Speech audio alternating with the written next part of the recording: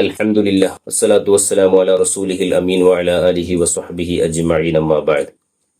പ്രിയമുള്ളവരെ, വണ്ടൂർ ജാമിയ വഹബിയ അറബിയയുടെ വജ്ര ജൂബിലി ആഘോഷത്തിന്റെ ഭാഗമായി നടത്തപ്പെടുന്ന 60 ഓൺലൈൻ പ്രഭാഷണങ്ങളിൽ 33ാമത്തെ പ്രഭാഷണമാണ് ഇത്. വിവിധ സെക്ഷനുകളിലായി നടക്കുന്ന പ്രഭാഷണ പരമ്പരയിലെ ഇസ്ലാം വിശുദ്ധ സംസ്കാരം എന്ന സെക്ഷനിലെ സ്ത്രീ ഇസ്ലാമിക കാഴ്ചപ്പാടിൽ എന്ന വിഷയവുമായി അല്പം സംസാരിക്കാനാണ് ഞാൻ ആഗ്രഹിക്കുന്നത്. ഇസ്ലാം എന്നത് പ്രകൃതിയുടെ മതമാണ്.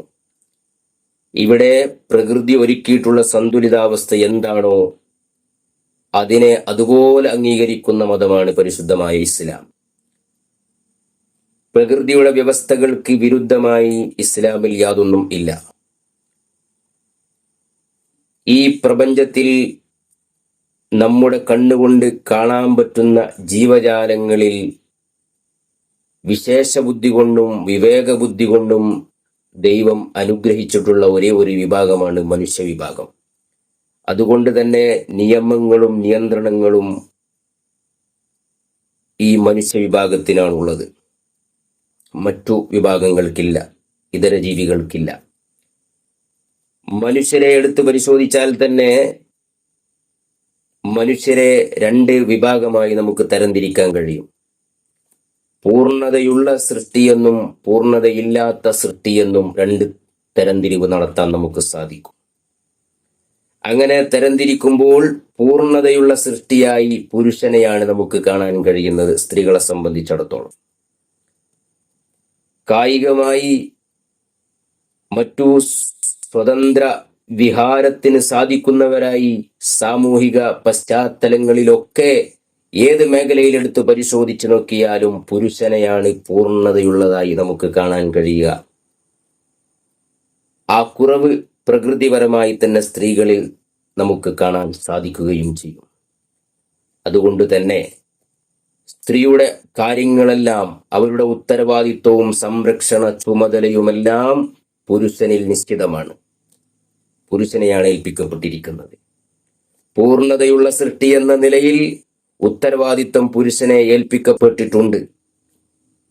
എന്നാൽ സ്ത്രീയെ സംബന്ധിച്ചിടത്തോളം തീർത്തും ഉത്തരവാദിത്വം ഇല്ല എന്നല്ല ഇത് ഈ പറഞ്ഞതിൻ്റെ ഉദ്ദേശം. സ്ത്രീകൾക്ക് സ്ത്രീയുടെ സഹജമായ ഉത്തരവാദിത്തങ്ങൾ എന്താണോ അത് നിർവഹിക്കാൻ കടമപ്പെട്ടവരാണവർ. അത് നിശ്ചയിക്കപ്പെടുകയും ചെയ്തിട്ടുണ്ട്. എന്നാൽ ഒരു സ്ത്രീയെ സംബന്ധിച്ചിടത്തോളം ഒരു കുടുംബത്തെ പോറ്റണമെന്നോ അധ്വാനിച്ച് ജോലി ചെയ്ത് ആ കുടുംബത്തിലേക്ക് സമ്പാദിക്കണമെന്നോ ആ കുടുംബത്തെ പോറ്റി വളർത്തണമെന്നോ സ്ത്രീകളുടെ ചുമലിൽ ഒരിക്കലും ഇസ്ലാം വെച്ചിട്ടില്ല. ഇത്തരം ഉത്തരവാദിത്തങ്ങളൊക്കെ ഇസ്ലാം ഏർപ്പെടുത്തിയിരിക്കുന്നത് പുരുഷന്റെ ചുമലിലാണ്. പ്രകൃതിയുടെ തന്നെ നിയമം അങ്ങനെയായതുകൊണ്ടാണ് ഇസ്ലാമിലും ആ നിയമങ്ങൾ അങ്ങനെ തന്നെയായത്. പ്രകൃതി അങ്ങനെയാണ് പറയുന്നത്. കുടുംബം പോറ്റേണ്ട ഉത്തരവാദിത്വം ഒരിക്കലും സ്ത്രീകൾക്ക് നൽകിയിട്ടില്ല, അവരുടെ പേരിൽ ചുമതലപ്പെടുത്തിയിട്ടില്ല. എന്നാൽ സ്ത്രീകൾക്ക് പ്രകൃതിപരമായി തന്നെ ചില പ്രത്യേക ഗുണങ്ങൾ നൽകപ്പെട്ടിട്ടുണ്ട്. സഹനശീലം അവർക്കാണ് കൂടുതൽ, ക്ഷമ അവർക്കാണ് കൂടുതൽ. പുരുഷനെ സംബന്ധിച്ചിടത്തോളം പുരുഷനേക്കാൾ ഇതൊക്കെ അവർക്കാണ് കൂടുതൽ. അതുകൊണ്ട് തന്നെ ചെറിയ മക്കളെ പരിപാലിക്കുകയും മുലയൂട്ടി വളർത്തുകയും കുട്ടികൾക്ക് വേണ്ട ശുശ്രൂഷകളൊക്കെ ചെയ്തു കൊടുത്ത് അവളെ വളർത്തേണ്ട ഉത്തരവാദിത്വം സ്ത്രീകളിൽ ഏൽപ്പിക്കപ്പെട്ടിട്ടുണ്ട്. അതവർ നിർവഹിക്കേണ്ടതുമാണ്. ഒരു സ്ത്രീയെ സംബന്ധിച്ചിടത്തോളം ഇസ്ലാമിൽ ഒരു സ്ത്രീ തീർത്തും ഇസ്ലാമിൽ പുറത്തിറങ്ങാൻ പാടില്ലാത്തവളാണ് എന്നോ അതല്ലെങ്കിൽ യഥേഷ്ടം സഞ്ചരിക്കാൻ അവകാശമില്ലാത്തവളാണ് എന്നോ ഒരിക്കലും ഇസ്ലാം പറയുന്നില്ല. അതേസമയം സ്ത്രീകളുടെ തന്നെ സുരക്ഷയുമായി ബന്ധപ്പെട്ട് ചില നിയന്ത്രണ നിയമങ്ങൾ ഇസ്ലാം നിഷ്കർഷിക്കുന്നുണ്ട്. ഇത് പ്രത്യേകം നമ്മൾ മനസ്സിലാക്കേണ്ടതാണ്. യാതൊരു കാര്യവുമില്ലാതെ അനാവശ്യമായി സൗന്ദര്യ പ്രദർശനത്തിന് വേണ്ടി മാത്രം, അതല്ലെങ്കിൽ അത്തരം അനാവശ്യമായ കാര്യങ്ങൾക്ക് വേണ്ടി മാത്രം സ്ത്രീ പുറത്തിറങ്ങുന്നത് ഇസ്ലാം വിലക്കിയിട്ടുണ്ട്. അത് സത്യമാണ്. എന്തെങ്കിലും വിധത്തിലുള്ള ആവശ്യങ്ങൾക്ക് വേണ്ടി, ഉദാഹരണമായി വിദ്യാഭ്യാസപരമായ ആവശ്യങ്ങൾ, ചികിത്സക്ക് വേണ്ടി ഇത്തരം ആവശ്യ സന്ദർഭങ്ങളിൽ ഒരു പെണ്ണ് പുറത്തിറങ്ങുന്നത് ഒരിക്കലും ഇസ്ലാം വിലക്കിയിട്ടില്ല. നിയന്ത്രണ നിയമങ്ങൾ പാലിച്ച് ഒരു പെണ്ണിന് പുറത്തു പോകാവുന്നതാണ്. ഇതാണ് ഇസ്ലാമിന്റെ നിയമം. ഒരു പുരുഷൻ ഒരു സ്ത്രീയെ നിക്കാഹ് ചെയ്ത് കല്യാണം കഴിക്കുന്നതിലൂടെ ആ സ്ത്രീയുടെ ഉത്തരവാദിത്തം ആ പുരുഷനിലേക്ക് കടന്നു വരികയാണ്. ആ സ്ത്രീക്ക് വിവാഹമൂല്യം നൽകണം, മഹർ കൊടുക്കണം, അവകാശമാണ്. വിവാഹശേഷം വസ്ത്രം, പാർപ്പിടം, എല്ലാവിധ സൗകര്യങ്ങളും ആ സ്ത്രീക്ക് കൊടുക്കേണ്ട ഉത്തരവാദിത്വം ആ പുരുഷന്റെ ചുമലിൽ ഏൽപ്പിക്കപ്പെട്ടിരിക്കുകയാണ്. മക്കളെ പരിപാലിക്കേണ്ട ഉത്തരവാദിത്വം, അവർക്ക് വേണ്ട സഹായങ്ങളൊക്കെ ചെയ്തു കൊടുക്കേണ്ട ഉത്തരവാദിത്വം ആ പുരുഷനുണ്ട്. എന്നാൽ ഒരു പുരുഷൻ ഈ ഉത്തരവാദിത്വം നിർവഹിക്കുന്നതിൽ അത് സാധിക്കാത്തവനായാൽ, അതിനയാൾക്ക് സാധിക്കാത്ത ഒരു ഘട്ടം വന്നാൽ ആ വിവാഹബന്ധം വേർപ്പെടുത്താനുള്ള അവകാശം പോലും ഇസ്ലാം സ്ത്രീകൾക്ക് നൽകുന്നുണ്ട്. ഇതാണ് ഇസ്ലാമിലെ സ്ത്രീകളുടെ ബഹുമാനം. സ്ത്രീകളുടെ സുരക്ഷയാണ് ഒന്നാമതും രണ്ടാമതും മൂന്നാമതും ഇസ്ലാം മുന്നോട്ട് വെക്കുന്നത്. എന്നാൽ അതോടൊപ്പം തന്നെ സൃഷ്ടിപ്പിൽ പൂർണ്ണത പുരുഷനായതുകൊണ്ട് ഉത്തരവാദിത്തം പൊതുവിൽ പുരുഷനെയാണ് ഏൽപ്പിക്കപ്പെടുന്നത്. കൂടുതൽ ഉത്തരവാദിത്തങ്ങൾ ഏൽപ്പിക്കപ്പെടുന്ന സാഹചര്യം പുരുഷനിലേക്കാണ് വരുന്നത്.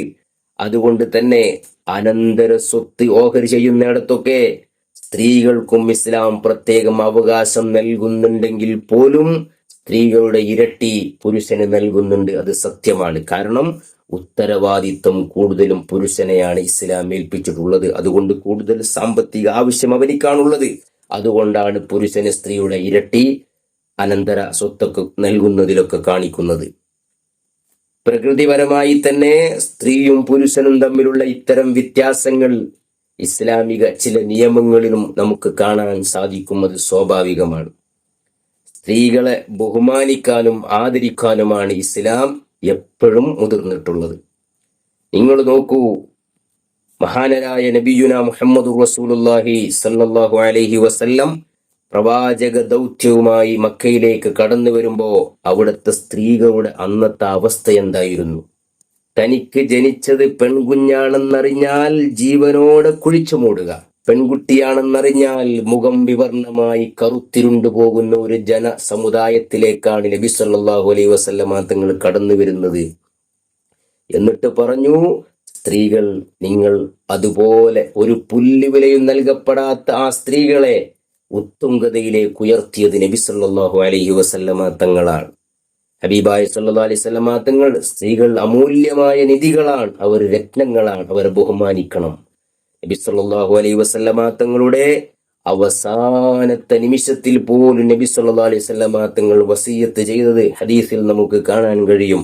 അലാ വസ്തൗസു ബിന്നിസാഇ ഖൈറ, അലാ വസ്തൗസു ബിന്നിസാഇ ഖൈറ, അലാ വസ്തൗസു ബിന്നിസാഇ ഖൈറ.